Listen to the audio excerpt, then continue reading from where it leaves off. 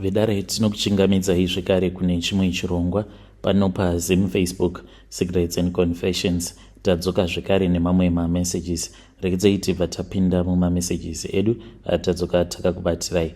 Message yedu yekutanga yakamira sekudai so: hanzi makadi zvenyu mukoma, ndinokumbirawo kuti munge muchindiposterawo nyaya yangu makavikawo chitupa changu. Ininiwo ndinoda kureurura kuti ndiri mudzimai uye zvekare ndine makore 35 years ekuberekwa. Saka zvakaitika mukoma nashi ndizvekudai so: mainge muri mugore ra2018 apo cousin sister yangu paakandidaidza mushure mekunge awanikwawo nemuNigerian.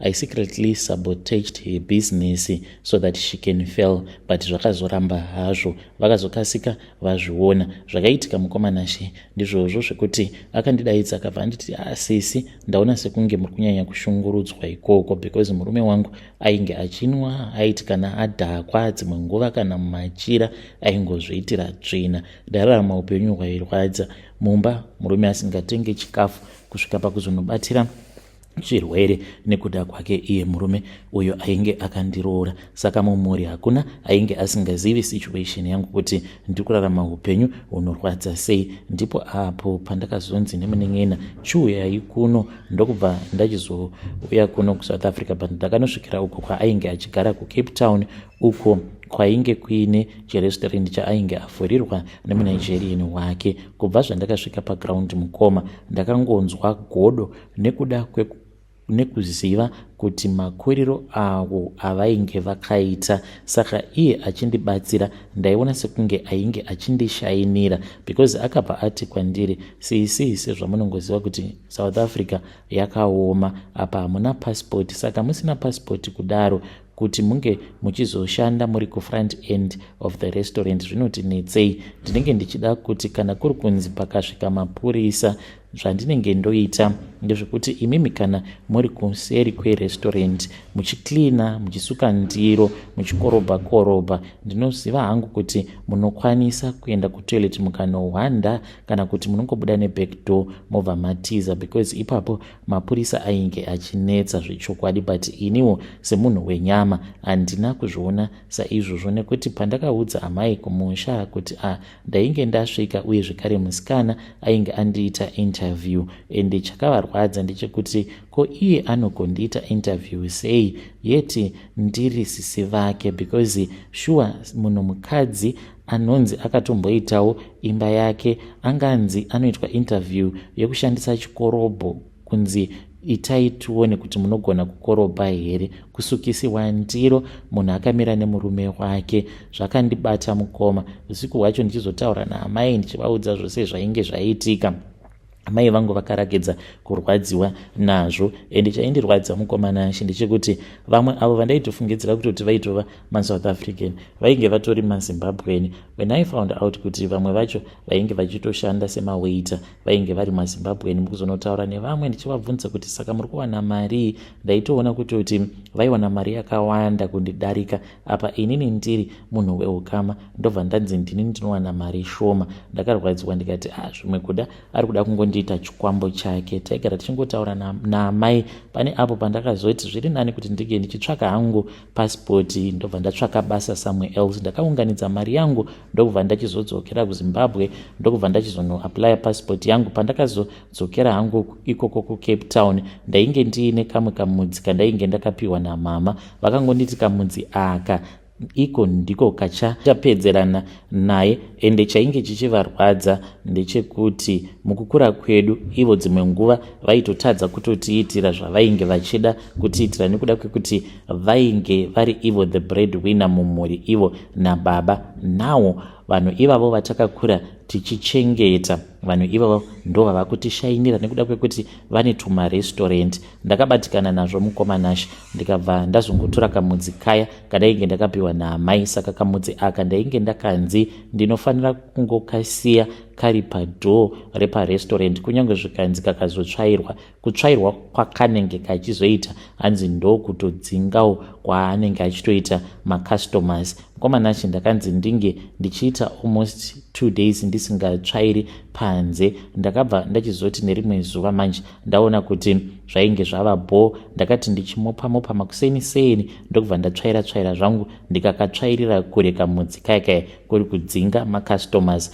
Mukoma musi wacho iwoyo kana iye akaita stress because kwakangouya only one couple musikore wese wezuva. Mukoma Nashi irestaurant iyi yainge iri panzvimbo pekuti it was always busy because yainge iri padhuzesa nemall, just a walking distance from the mall, and painge paine imwe car park necar wash, saka paigara pakangozara parestaurant ipapo musikore wese wezuva. Mukoma ndakazonzwa zvino ava kuchema chiti sisi ndine stress right now, mwedzi wava kuda kunopera, mari chaiyo yatashandira kubva mwedzi uchitanga kusvika pari zvinozvi, mari yacho haisi kutokwana kutoti ndige ndichibhadhara rent. Ko vashandi ndichavabhadhara nei?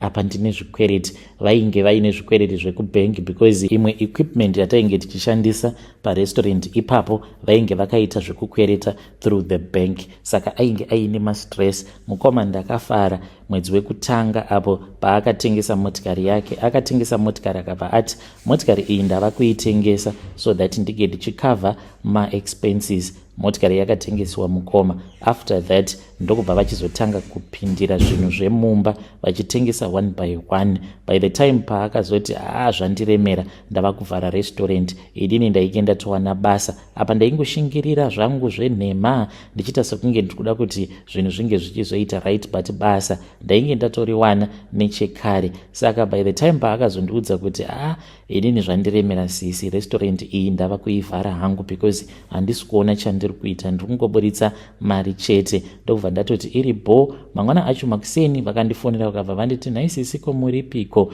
Ainge achida kuti ndige ndichimubatsira, ndikati ndikaswera ndichienda ndichinoshandira mahara. Ndikabva ndamunyepera ndikamuudza kuti landlord wangu ainge achindinetsa, saka ndainge nditori pakutotsvaka peace job. Later in the day ndikamuudza kuti ndainge ndawana basa. Akangoti it is okay sisi. Ndobva ndatanga kushanda. Ndakashanda Mukoma Nashi karestaurant kaya vaingotatarika chete. Ndaingonzwa kani nekungokumbirwa mari. Nhasi ndakumbirwa mari, mangwana ndakumbirwa mari. Ndobva ndakabva ndachizotanga kudanana nemurume uyo wandiri kugara naye, ndokubva tachizoya kuno kuJoburg.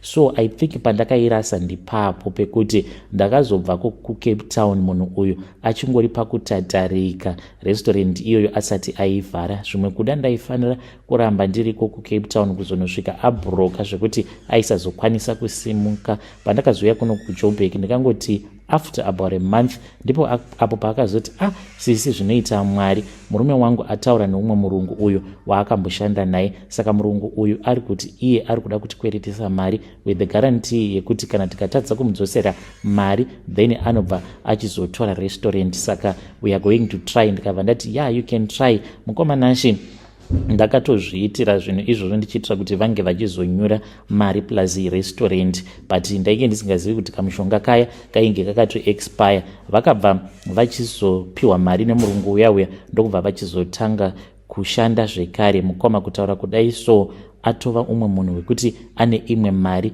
inotyisa, zimotikari raanofamba naro, so one will be shocked kuti muZimbabwean. Saka ndozvandakaitawo izvozvo, but mweya wegodo ndatozviona kutoti hakuna kana kwaunombokusvitsa because ndinogara ndichingozvidemba kuti dai ndakaramba ndakangoshingirira zvimwe kuda izvezvi neniwo ndingadai ndichitongoraramawo upenyu hutongori bho. Ava bambo vakazouya neni kuno kuJoburg, chilife chacho unongotiwo at least, but Mukoma unyazoona kutoti zvakatongooma hazvo. Kana mukaposta nyaya yangu ndizivise ndichange ndichizotevererawo ndiri mucomment section. Vedare ndo message iyo yandakatumidzirwa ichibva kuna pakaipa vahanzvadzi vedu. Zvakangoma hazvo vedu we nemasituation atinenge tichimbosangana nawo munyika umu. Ukazonzwa munhu achipa confession yakadaroka unoita kukumbuka chaiko. Asi let us try to assist here in the comment section. Who can you trust in this world? If you cannot trust your own sister, rekedai tibva taenda panyedu inotevera. Nyedu inotevera yakamera sekudai so. Hanzi makadi zvinyu Mukoma, ndinokumbirawo kuti muge muchindiposterawo nyaya yangu makaviga chitupa changu. Ininiwo ndinoda kureurura kuti first of all ndakauraya ex-girlfriend yemurume uyo wandakazochata naye because I was scared kuti iye aikwanisa kuzonditorera mukomana ainge achiri mukomana wangu, uyo murume wangu pari zvino. At that time mukoma ndakazofind out kuti tainge titori vaviri pamurume umwe chete. Ndipo apo pandakabva ndachizoenda kun'anga, ndakaenda kumufakose uko kwandakanosangana nevamwe gogo ava vaiwirirana nevamwe sekuru vangu, ndivo vakabva vachizondibatsira kuti ndige ndichizomuuraya. Saka ndakamuuraya mukomanashi, ndikabva ndazosara ndiri ndega murelationship nemurume wangu, ndokubva ndachizoroorwa paya. Ndakafara kwazvo, but mukomanashi what I did not realize was that ndakazosara hangu ndoroorwa but ndainge ndiine pamoviri. Zvakaitika mukomanashi ndezvekudai so, uya musikana asati ashayika, ndaiva ndiine imwe boyfriend uyo wandaiti he is my plan B, because ndaiti dzimwe nguva kana ndikafunga nezvazvo kuti saka titori vaviri murelationship apa, murume iye ari kutaura kuti he has not yet made the decision kuti osarudza ani pakati pangu naex wake, which means kuti vainge vasati kurambana, vainge vakangorambana zvezvo kungoti zviri kuramba, but vari vanhu vainge vachitaura vose and vachirakidza kuti vanodanana, vachiri kudanana mumwoyo zvavo. Saka ndakabva ndachizotsvakawo time pusha, ndikabva ndati zviri nani kuti ndige ndichitsvaka munhu wekuti ndinombofanirwa kupusha time naye, then kana kuri kunziwo zvikazoitawo then ndobva ndachizomuramba since anenge ari time pusha. But mukomanashi pakuzonopusha nguva ipapo ndopa ndakabva ndachizobatira pamuviri, and I only discovered apo pandainge ndatova mumarriage kuti nhumbu iyi haisiye murume wangu. So ndakaenda kusikani, and ndoda kutenda Mwari kuti murungu wemurume wangu akazomufonera zuva iro ratakatomuka tichitoti tikufanira kuti tinge tichienda tose kusikani. Mukomanashi ipapo chokwadi chose chingadai chakabuda, because mawiki andainge ndakaverengerana naye apa varume vashoma vanogona kuverenga nhumbu kana kuri kunzi munhu akabatira pamuviri anenge achizokwanisa kuiverenga munhukadzi. Saka mukoma ndakamudzidzisa kuti unoverenga wakadai so, but iye haana kana chaainge achitombonzwisisa zvachose. Akaenda zvake kubasa, then kuma 10:10 ndokubva ndabuda ndichiti ndiri kuenda kunoita scan. Mukomanashi pandakaudzwa maweeks ndakaseka zvangu, kana ivo dokta vakashamisika kuti ko munhu uyu ari kusekei. Ndikabva ndati Mwarika, asi Mwari apa uku ndokunonzi kundiseka. Munoreva kuti munhu uya wandaidanana naye ndiye andipa pamuviri, because ipapo zvakaitika mukomanashi. Kutaura chokwadi, mwedzi uyo wandakabatira pamuviri nemurume wangu hatina kumbogara takarara tose, because iye ainge asi mumuHarare, kune kwaainge akaenda, because ainge ari mubishi rekuti ange achibatanidza mari so that zvinhu zvinge zvichizobhalansa. Ndopa ndakasara ndina time pusha wangu, because ndaitoti munhu uyu kwaari ikoko kokana kuri kunzi atori neex girlfriend yake, saka kupedza stress ndava kutomboitawo zvemujolo kuno kuHarare. And chokwadi mukomanashi ndichocho chekuti ndakatombonyumwa kuti panapa pane zvatoitika mushure mekunge inini nemurume uya tabva mukurara tose. Ndakangoita feeling yekungoti baba there is something that happened, but ndakangoti zvimwe kuda, then ndokubva ndachizodiscover kuti ndine pamuviri. Apa nyaya yange isingatauriki mukoma, kusvika pari zvino zvingataurika kuti wakazondiroora zvako, but ndainge ndatogara ndiine pamuviri pangu. So that is what happened mukomanashi. Iniwo murume handisi kumuchengetesa mwana asiri wake nekuda, asi zvakatongoitikawo by mistake. Saka kana mukaposta nyaya yangu ndizivise ndichange ndichizotevererawo ndiri mucomment section. Hey, vedare ndo message iyo yandakatumidzirwa ichibva kuna vanzvadzi vedu. Zvakangooma hazvo vedu we, hanzi handisi kumuchengetesa mwana nekuda, asi it is all by mistake. Regedzei tibva taenda panyedu inotevera.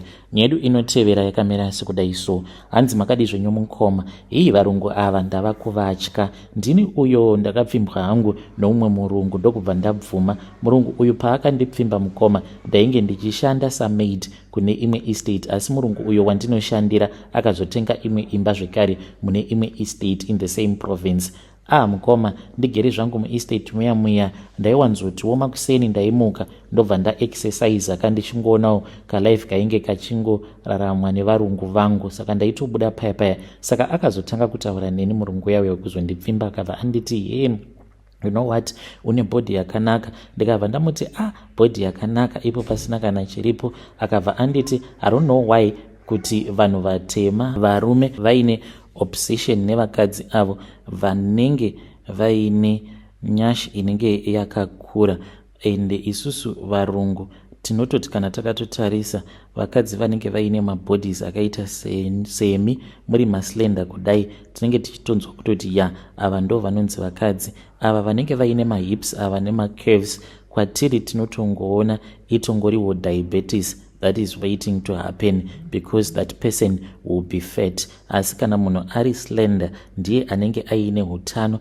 someone that is healthy. Ndikatongoti zvimwe kuda kusiyana kwemacultures, because nebody structure yangu iyi yandiinayo, varume vazhinji vanotofungidzira kuti I am unattractive. Akabva ati no, don't say that, do not even think kuti vose ava vaunoona vaine mazimuviri akakura, they are healthy, they are just waiting for diabetes to happen to them. Takaramba tichingotaura pai kudzamara ndava nemafone numbers ake. Nerimwe zuva akazondifonera akabva andiudza kuti mukadzi wake ainge asipo, zvino kwainge kuine delivery yainge ichifanira kuti inge ichizoya, saka ainge achida kuti ndinge ndichizomubatsira, maid ainge asipo. Ndakabva ndazoenda kumba kwake since varungu vangu vainge vakaenda kuvacation. Mukoma ndokubva tachizotanga kubatana pai.